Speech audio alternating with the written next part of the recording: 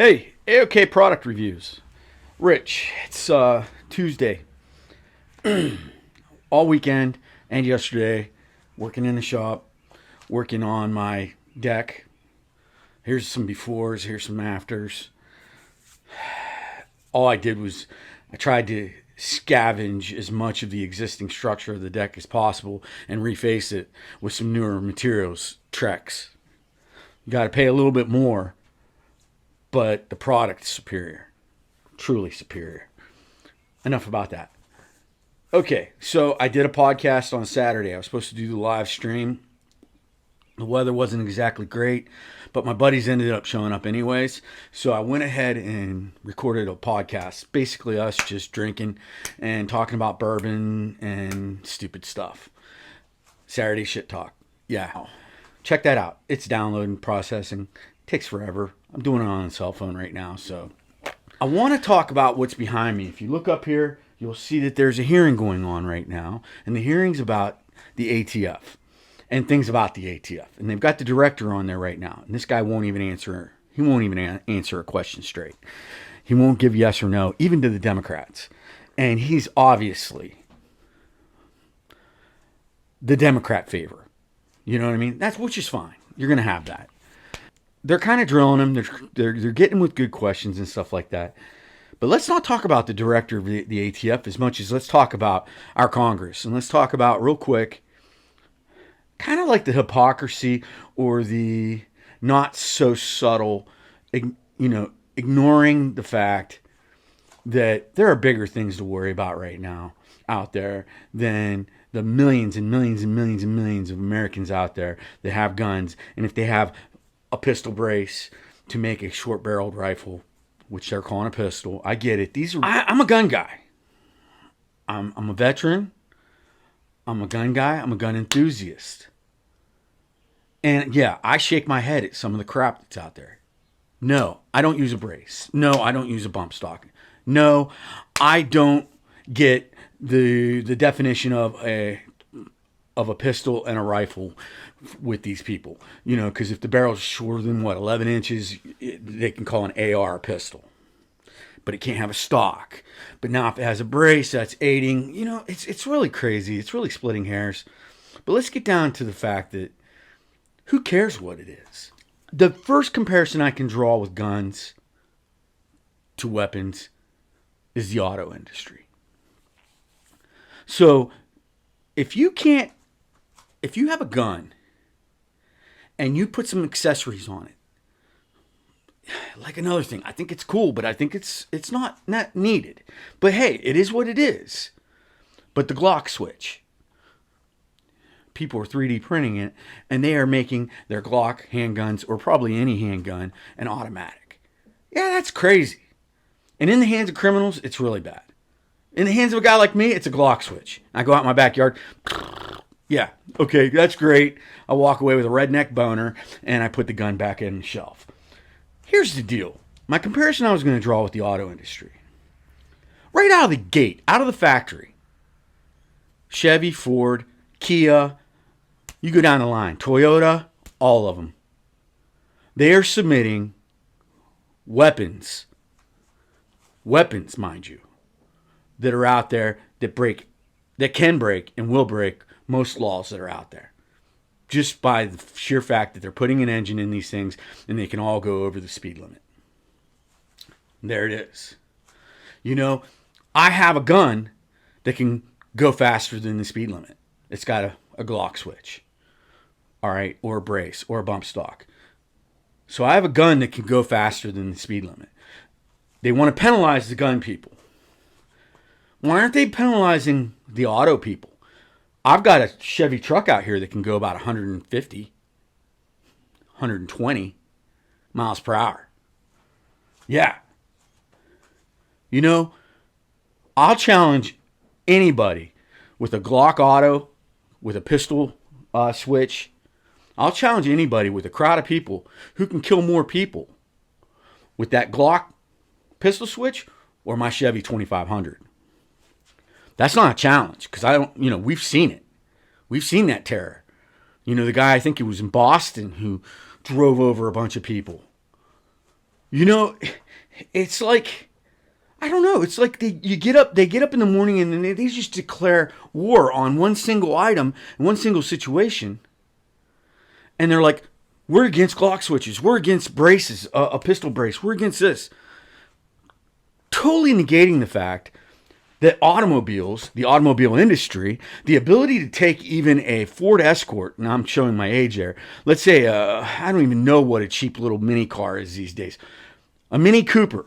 You can take a Mini Cooper who already comes out going over 100 miles per hour straight from factory, and whatever other things that they can do that can be harmful to our climate, to our whatever. You know what I mean?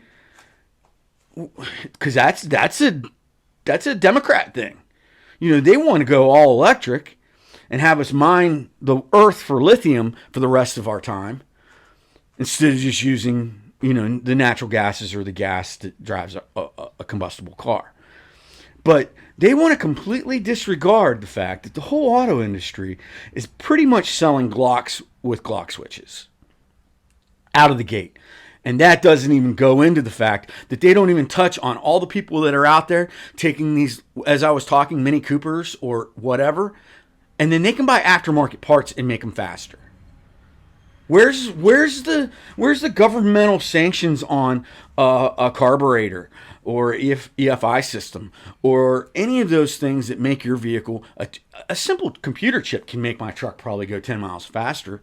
And all I got to do is go up underneath the dash and put a new chip in. And I guarantee you it'll up the performance and make it all those things. Maybe even taking it beyond its ability to brake. Yeah, so then making it more dangerous. Now, the reason why I bring in the auto industry is because if you take a good guess, guns in America, 2022, not guns, people with guns. Majority of them bad people with guns, killed 20,138 people. Take suicide. The suicides are out of that because those people with bad intent to themselves use that gun and they are erased. Sorry, you know, I think every family has a situation where they have maybe a suicide in their family, and I'm not trying to take anything away from them, but what I am saying is they're not part of this because that's a big number in itself, but that doesn't matter. They harm themselves. You know, people can harm themselves with bath water or a spoon. Now, getting back on track, the auto industry, 46,000 deaths. 46,000 deaths. That's drunk drivers, that's speeding deaths, that's just not paying attention. That's whatever it may be. 46,000 people in America died at the wheel or by the wheel. That's more than twice guns. I think that's a fair conversation to be had in the government, in our government, don't you think? I think it's a fair request by us to our government to not worry about a little brace that hooks up to a rifle that I don't want to be connected to my gun. I mean, I have some tactical capabilities from the military and just from being an American because, you know, we're all not all, but a lot of us are gun enthusiasts. And I don't want a gun attached to my wrist. That was for handicapped people. That's the whole purpose of that design. Now, somehow, they've decided that gives stability and better aiming and blah, blah, blah. I would never use that. A bump stock. I don't need a bump stock. You know, a couple of these politicians, well, it's not up there anymore, proud that they're veterans. Now, a true veteran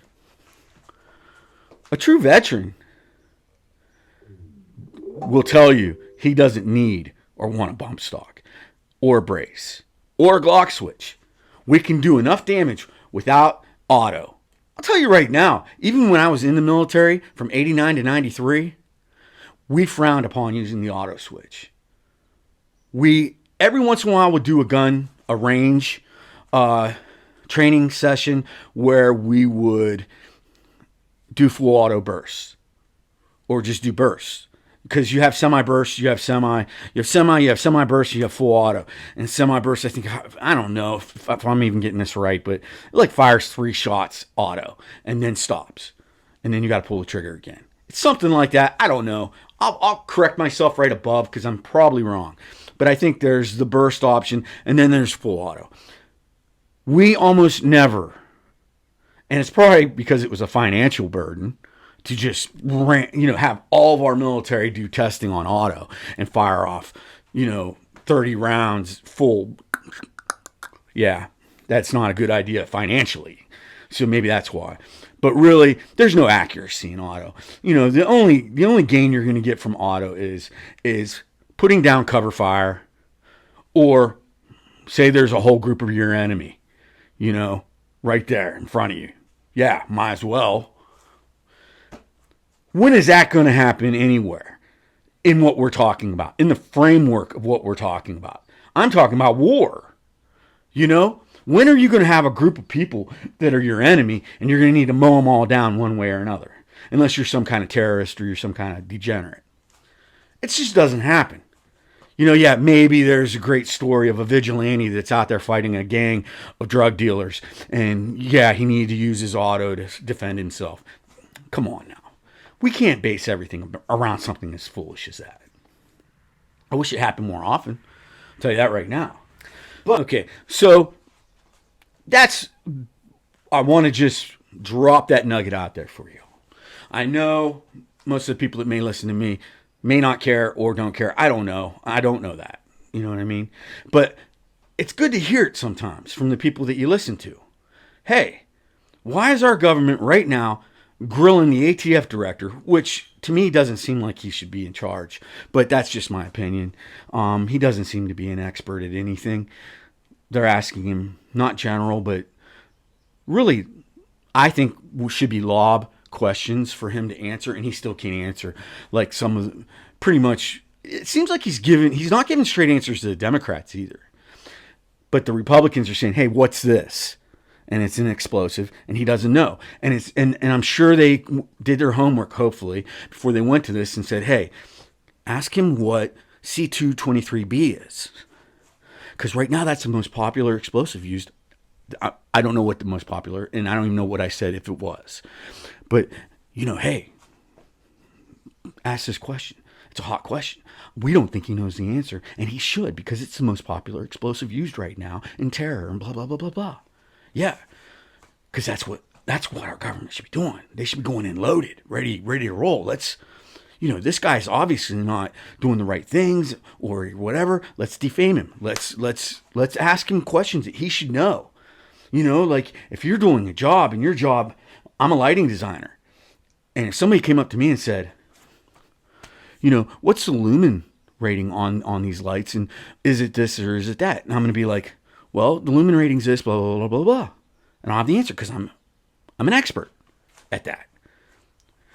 The guy running our country, our government department of the alcohol, firearm, ATF, alcohol, tobacco, firearm agency, couldn't answer what an explosive was. Then they asked him another question. What is the date of this? And it was the Magna Carta. I don't even know the date now, and I just watched it. But he didn't know. And for some reason, I think the Magna Carta has something pretty important to do with alcohol, tobacco, and firearms. Here it is, right here. He didn't know the date of the Magna Carta. Now, not knowing the date of certain things, I get it. But you are in charge of the most powerful countries, maybe most powerful countries. It's hard to tell these days. But the most powerful countries, alcohol, firearm, tobacco. I keep getting that screwed up, but who cares? Alcohol, tobacco, firearm agency. And you can't answer the very basics, the definitions, and the things that you're getting ready to go in front of our politically fueled best Congress people. You're not going to do your homework? You're not going to think, hey, they're going to ask me some questions. So let me just make sure I'm prepared to answer the questions most pertinent to what I do. Not go across the whole vague, broad horizon of questions they could potentially ask. Let me just have myself armed with the fact that I know what right now the number one or maybe the top 3 explosives used in terror in America or wherever that I need to worry about. Right now, the most abused alcohol, tobacco circumstances, and of course firearms. Let me just be very well briefed in what's out there right now that is creating these issues, especially because I've been briefed on what this hearing's about, and he can't even answer yes or no to anything. Because that's another thing we don't do in America, especially on that platform, is we don't just say, no, yes, Rich, AOK products, do you like knives? Well, let me see. Knives they're really tough. Some of them are sharp and some of them are dull. Some of them have better action, some of them don't. Some of them,